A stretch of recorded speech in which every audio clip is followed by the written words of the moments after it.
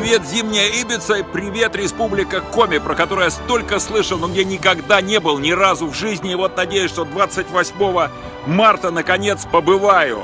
Встретимся с вами в финно-угорском этнопарке в селе Иб на празднике Зимняя Ибица. Но перед этим я обязательно хочу попасть в Национальный музей Коми, где хранится, никогда об этом не знал, древнейшая лыжа в мире, которой 8000 лет.